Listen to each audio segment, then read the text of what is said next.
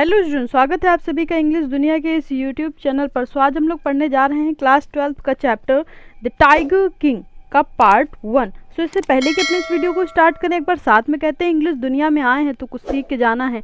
बाहरी दुनिया में अगर आपको सफलता पाना है।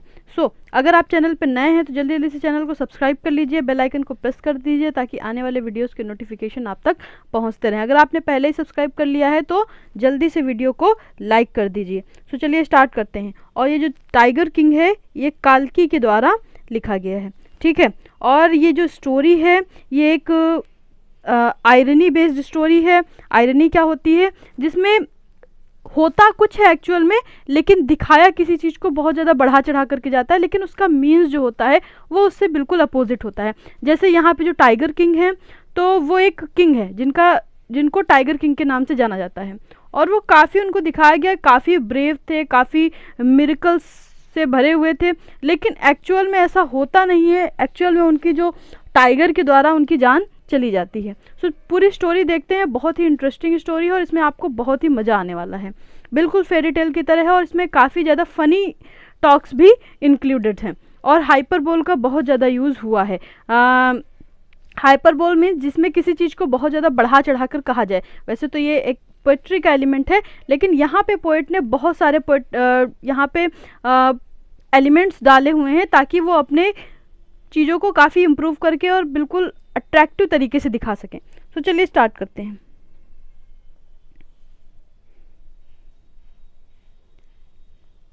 The Maharaja of Pratibandapuram is the hero of this story. तो प्रतिबंधपुरम के महाराज जो हैं वो इस स्टोरी के नायक हैं। He may be identified as his highness Zamindar general Khiledar major Satvigna Samhari Maharajadhiraj Vishwa Bhuvana और सम्राट सर जिलानी जंग बहादुर। इस तरह के अलग अलग नाम से, अलग अलग टाइटल से उनको नवाजा जाता है, MAD ACTC और CRC के। But this name is often shortened to the tiger king. तो ये जो भी यहाँ पे नाम दिए हुए हैं, इन सब अलग अलग नामों से, अलग अलग टाइटल से इनको बोला जाता है। जो राजा होते थे पहले के समय में उनको उपाधियाँ दी जाती थी। अगर कोई विक्ट्री हासिल की तो वहाँ पे उनको एक अलग उपाधि दे दी जाती थी। तो इसी तरह इनकी ये सारी उपाधियाँ थी जिनसे इनको बुलाया जाता था। चलिए आगे देखते हैं।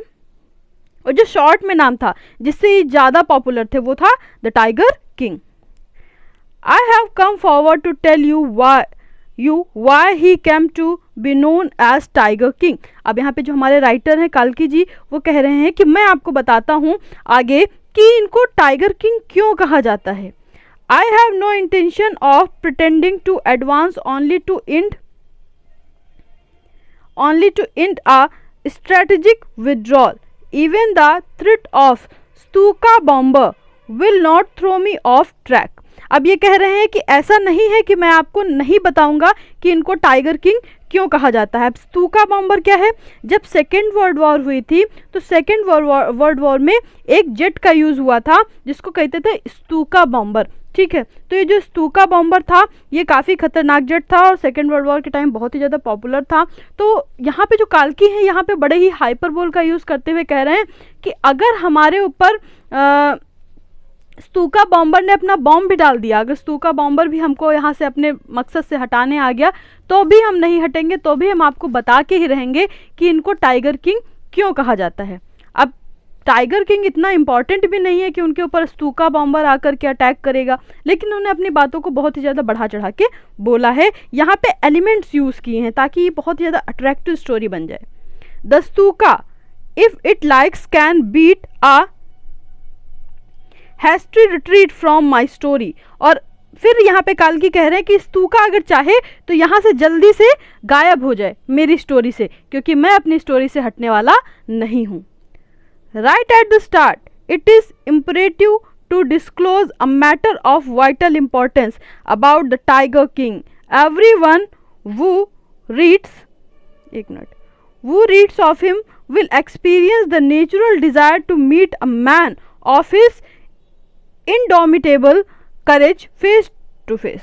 तो जो भी रीडर्स हैं जो इस स्टोरी को सुनेंगे पढ़ेंगे वो सभी चाहेंगे कि इस तरह के करेजियस आदमी के साथ, इस तरह के साहसी आदमी के साथ जिसके अंदर इतना साहस है, उससे वो फेस टू फेस मिले, सामने से जा करके मिले। सबके अंदर टाइगर किंग से मिलने की इच्छा होगी, but there is no chance of its fulfilment, लेकिन उनकी जो ये विश है ये पूरी नहीं हो सकती, ये फुलफिल नहीं हो सकती। As Bharata said to Rama about Dasharatha, जैसे कि जो भरत थे उन्होंने भगवान श्री राम से दशरथ के बारे में बताया था कि वो अब डेड हो चुके हैं, मर चुके हैं और वो स्वर्ग जा चुके हैं। बिल्कुल उसी तरह the tiger king has reach that final abode of all living creature, तो वो अपने फाइनल अबोर्ड पे पहुंच चुके हैं। इट मीन्स वो अब हेवन में जा चुके हैं, अब वो यहाँ इस धरती पे नहीं हैं। In other words the tiger king is dead, tiger king अब मर चुके हैं। The manner of his death is matter of extra ordinary, अब जिस तरह से ये मरते हैं, इनकी मृत्यु का जो पूरा सीन है ये तो सबसे ही ज़्यादा अचंभित करने वाला और सबसे डिफरेंट है और काफ़ी इंटरेस्टिंग है। It can be revealed only at the end of the tale, अब यहाँ पे फिर हमारे राइटर सस्पेंस क्रिएट कर रहे हैं और क्या कह रहे हैं कि ये जो सच है कि वो कैसे मरे थे ये तो हम बिल्कुल एंड में बताएंगे, जब पूरी स्टोरी एंड होगी तब पता चलेगा कि उनकी डेथ कैसे हुई थी। The most fantastic aspect of his demise was that as soon as he was born, सबसे जो इंटरेस्टिंग पार्ट है इनकी स्टोरी का वो ये है कि जब इनका जन्म हुआ था, एस्ट्रोलॉजर्स हैड फोरटोल्ड, फोरटोल्ड मतलब पहले से ही बता देना, है ना, प्रिडिक्टेशन कर देना, मतलब प्रिडिक्ट कर देना पहले से ही किसी का भविष्य कि इसके साथ ऐसा होने वाला है। That one day the tiger king would actually have to die, अब ये कैसा प्रिडिक्शन हुआ, हम अभी किसी से कह दें कि एक दिन आपको मरना है, कोई आदमी जन्म लिया उससे कह दें एक दिन इसको मरना है, तो एक दिन तो सभी को मरना है, एक दिन हमको भी मरना है, एक दिन आपको भी मरना है, एक दिन पूरी दुनिया को मरना है, एक ना एक दिन तो सबकी डेथ होती है।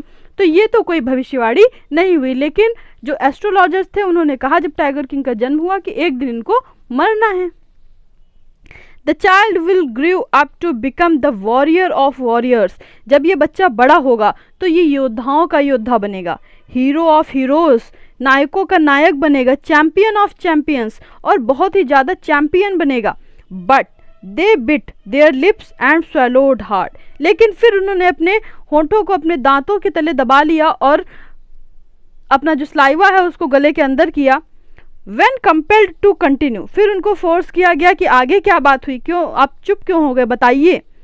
The astrologer come out with it, तब एस्ट्रोलॉजर आगे कहते हैं this is a secret which should not be revealed at all, तो ये एक रहस्य है जिसको खोलना नहीं है, किसी से बताना नहीं है।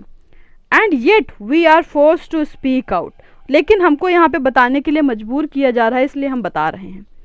The child born under this star, star क्या है, नक्षत्र, जिस नक्षत्र में हम लोगों की बर्थ होती है तो उसको कहते हैं नक्षत्र, stars, will one day have to meet his its death, तो जिस नक्षत्र में इस बच्चे का जन्म हुआ है उस नक्षत्र के हिसाब से एक दिन इसको मरना है। अब देखिए फिर यहाँ पे फनी बात हो रही है, हम लोग को सबको एक दिन मरना है, लेकिन यहाँ पे क्या कह रहे हैं कि एक दिन उसको मरना है। आगे देखते हैं। At that very moment a great miracle took place, उसी टाइम पे एक ग्रेट मिरेकल होता है। मिरेकल क्या होता है, एकदम से कोई चमत्कार होता है, जादू सा, एक ऐसी चीज घटित होती है जिसकी किसी ने भी कल्पना नहीं की थी। An astonishing phrase emerged from the lip of 10 days old Jilani Jung Bahadur, अब ये जो बच्चा है ये एक इन्फेंट है जो कि अभी मात्र 10 दिन का है। अभी जिलानी जंग बहादुर को जन्म लिए हुए सिर्फ 10 दिन हुए हैं और उनके मुंह से कुछ शब्द निकलते हैं, ठीक है, जिससे सभी लोग काफ़ी आश्चर्यचकित हो जाते हैं कि 10 दिन का बच्चा जो अभी बोल भी नहीं सकता वो बोल रहा है। ये अपने आप में एक एक्स्ट्रा ऑर्डिनरी बात है। ओ वाइस प्रॉफिट्स, प्रॉफिट्स मीन्स साधु, हे बुद्धिमान साधु, एवरीवन स्टूड ट्रांसफिक्स्ड इन स्टूपेफैक्शन, स्टूपेफैक्शन मतलब सभी लोग बिल्कुल आश्चर्यचकित हो जाते हैं, एकदम नहीं एक जगह पे फिक्स्ड हो जाते हैं, बिल्कुल कहीं ना हिलते डुलते हैं ना कुछ करते हैं, बिल्कुल एकदम से स्तब्ध हो जाते हैं। They looked widely at each other and ब्लिंक्ड, सभी एक दूसरे की ओर आंखें फाड़ फाड़ के देख रहे हैं कि ये क्या हुआ। ओ वाइस प्रॉफिट्स, फिर से एक आवाज आती है, हे बुद्धिमान साधु, it was I who spoke, ये मैं हूँ जो बोल रहा हूँ. This time there were no ground for doubt, अब यहाँ पे संदेह की कोई जगह ही नहीं थी. It was the infant born just 10 days ago who had enunciated the word so clearly, कि वो जो नवजात शिशु है, जो अभी जिसका जन्म अभी 10 दिन पहले हुआ है, वो इतने क्लियरली इनाउंसिएट कर रहा है, यानी कि प्रोनाउंसिएशन कर रहा है और इतना साफ शब्दों में बोल रहा है. The chief astrologer took off his spectacles and gazed intentionally at the baby. अब जो चीफ एस्ट्रोलॉजर होते हैं वो तुरंत ही अपना स्पेक्टिकल्स उतारते हैं, अपने चश्मे को उतारते हैं और उस बच्चे की ओर आंखें फाड़ के देखते हैं. All those who are born will one day have to die. अब वो बच्चा क्या कहता है, जो भी लोग जन्म लेते हैं उनको एक दिन मरना ही होता है. We don't need your prediction, तो इस प्रेडिक्शन का कोई मतलब ही नहीं, हमें आपकी कोई प्रेडिक्शन नहीं चाहिए, क्योंकि सच तो यही है कि जिसका जन्म हुआ है उसको तो एक दिन मरना ही है. No that there would be some sense in it if you could tell us the manner of that death. अगर प्रेडिक्शन करना ही है तो पहले हमको ये बताओ कि मेरी डेथ होगी कैसे, तो कोई बात बनी. ऐसे तो कोई बात नहीं बनी कि एक दिन मरना है, एक दिन तो सभी को मरना है. इसमें कौन सी भविष्यवाणी हुई. अगर भविष्यवाणी ही करनी है तो रीजन बताओ, कैसे मरना है, क्यों मरना है, कब मरना है. The royal infant uttered those word in his little squeaky voice. अपनी छोटी सी लिटिल सी वॉइस से वो छोटा सा बच्चा बहुत ही क्लियरली अपने वर्ड्स को सामने रख रहा है. The chief astrologer placed his finger on his nose in wonder. अब आश्चर्य से जो चीफ एस्ट्रोलॉजर होते हैं वो अपनी फिंगर को अपने नोज पे रख लेते हैं. अब baby बेयरली 10 days old open it's lips in speech, कि 10 दिन का बच्चा अपने होठों को खोल करके बोल रहा है. एंड नॉट ओनली दैट, सिर्फ इतना ही नहीं, it also rises intelligent questions incredible. अब वो जो क्वेश्चंस है वो भी पूछ रहा है, वो भी कैसे, इंटेलिजेंट क्वेश्चन पूछ रहा है. इतना ज़्यादा सेंसफुल है इतना छोटा सा बच्चा. तो ये जो है इनक्रेडिबल मतलब अनबिलीवेबल, जिस पे विश्वास ना किया जा सके. Rather like the bulletins issued by the war office than facts. तो बिल्कुल ये वैसे ही अनबिलीवेबल है जैसे कि जब कोई युद्ध हो रहा होता है, वॉर हो रही होती है, तो वहाँ पे जो बुलेटिन्स निकल के आते हैं सामने, यानी न्यूज़ जो निकल के आती है, उस पर विश्वास नहीं होता है. बिल्कुल वैसे ही यहाँ पे जो भी हो रहा है उस पर विश्वास नहीं हो रहा है. The chief astrologer took his finger of his nose and fixed his eyes upon the little Prince. फिर वो अपनी फिंगर को अपने नोज से हटाते हैं और उस बच्चे की ओर देखते हैं. The Prince was born in the hour of the bull. अब जो ये बच्चा है इसने कब जन्म लिया है, बुल के नक्षत्र में जन्म लिया है. ठीक है, द बुल यानी टॉरस, जिसकी वृश्चिक जिसको कहते हैं. ठीक है, तो टॉरस के उसमें जन्म लिया है इस बच्चे ने. And the tiger are enemies, और जो बुल का जो टाइगर होता है वो दुश्मन होता है. बुल और टाइगर एक दूसरे के दुश्मन होते हैं, तो जो टाइगर है वो इसका दुश्मन है. Therefore death comes from the tiger, he explained. इसलिए वो कहते हैं कि इस बच्चे का जो डेथ है वो टाइगर के द्वारा होगी, किसी टाइगर के कारण इसकी मृत्यु होगी. आगे देखते हैं. You may think that Crown Prince Jung Bahadur was thrown into a quake when he heard the word tiger. अब आप सोचेंगे कि जो जंग बहादुर हैं, जब उन्होंने टाइगर के बारे में सुना होगा तो एकदम से डर गए होंगे, डर के कांप गए होंगे, लेकिन ऐसा बिल्कुल नहीं होता, इसके अपोजिट होता है.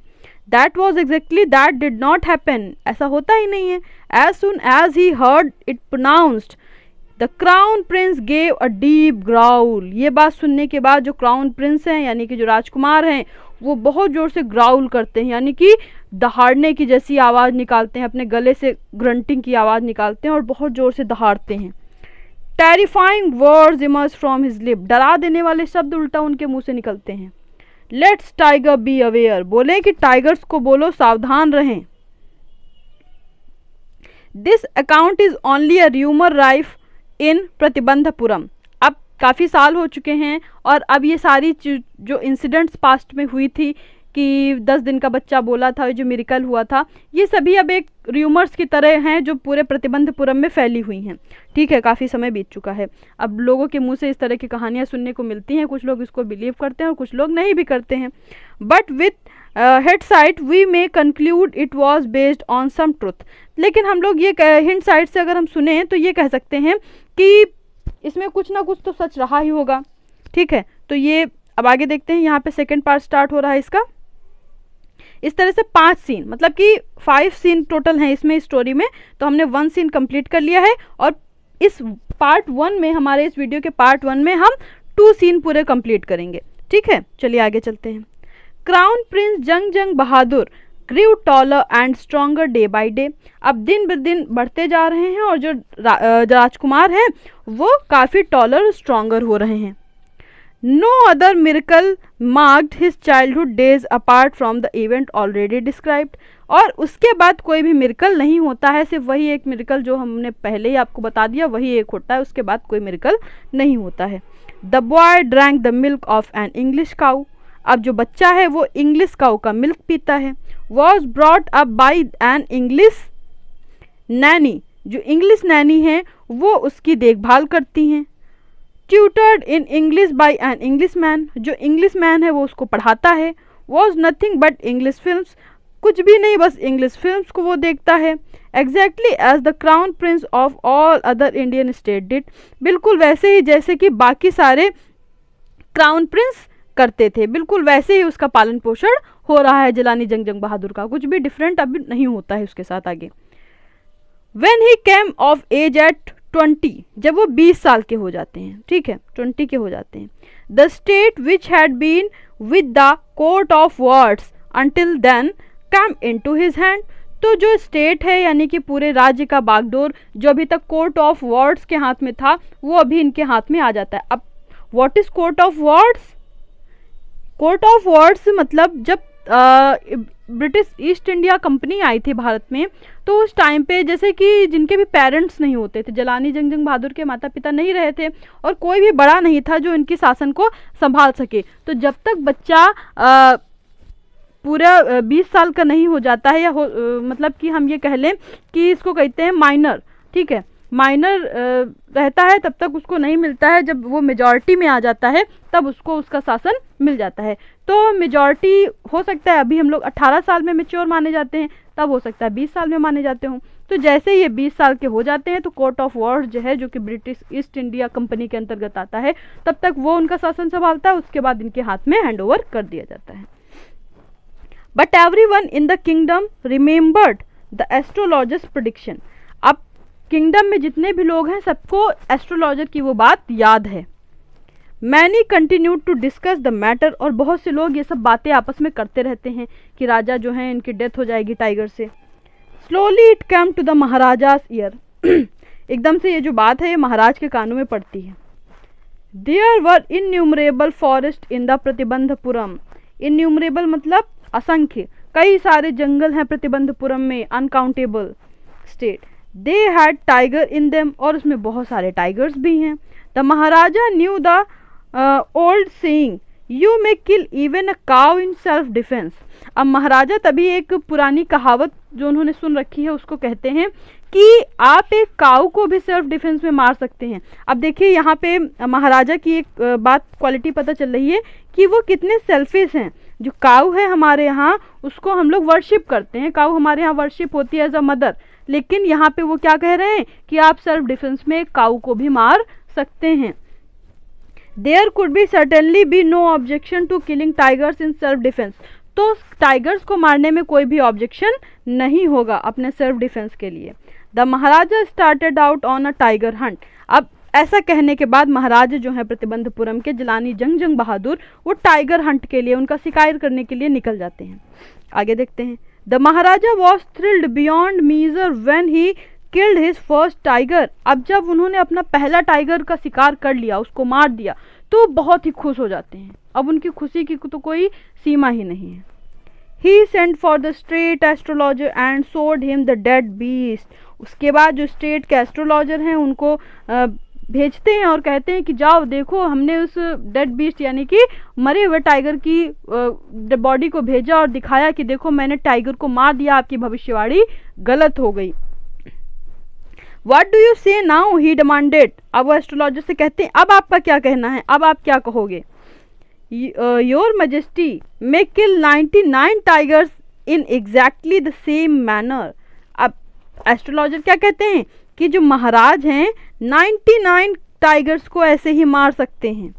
बट द एस्ट्रोलॉजर ड्रॉल्ड, फिर एस्ट्रोलॉजर एकदम से शांत हो जाता है। But what, speak without fear, फिर राजा कहते हैं जल्दी बोलो, बिना डरे बोलो। But you may be very careful with the 100 tiger, लेकिन आपकी लाइफ में जो 100 टाइगर आएगा आप उससे बच के रहिएगा। What if the 100 tiger were also killed, अगर 100 टाइगर भी हमने मार दिया तो then I will tear up my all my books on astrology, set fire to them and I shall cut off my tuft। अब वो क्या कहते हैं, अगर ये बात हो गई कि आपने 100 टाइगर को मार दिया तो मैं अपनी जितनी भी एस्ट्रोलॉजी की बुक्स हैं उन सबको फाड़ दूंगा, उनमें आग लगा दूंगा, और मैं अपनी जो टफ्ट होती है यानी कि जो यहाँ पे ऐसे चोटी रखते हैं लोग, जो कि उनकी बुद्धि की प्रतीक होती है, ठीक है, वाइसनेस को दिखाती है, तो वो जो चोटी है उनकी उसको वो कटवा देंगे। Crop my hair short and become an insurance agent, और जितनी एस्ट्रोलॉजी है इसको छोड़ करके मैं क्या करूँगा, एक इंश्योरेंस एजेंट बन जाऊँगा, मैं अपनी पूरी एस्ट्रोलॉजी छोड़ दूंगा। The astrologer finished on an incoherent note, ऐसा कहने के बाद अपनी सारी बातें कह करके वो एस्ट्रोलॉजर शांत हो जाता है। तो देखिए यहाँ तक कि हमारा सेकंड सीन कंप्लीट हो गया है। थर्ड सीन देखेंगे हम अपने अगले पार्ट में। तो ऐसे ही और वीडियोस को पाने के लिए हमारे चैनल को लाइक शेयर सब्सक्राइब करना ना भूलें और हमारे साथ बने रहें ताकि ऐसे इंटरेस्टिंग वीडियोस आपको मिलते रहें। और ये जो स्टोरी है ये हमारी बात आप मान के चलिए बहुत ही इंटरेस्टिंग स्टोरी है, इसमें आपको बहुत मज़ा आने वाला है एंड तक की। तो इसको देखना बिल्कुल ना भूलें। So thank you student, thank you so much.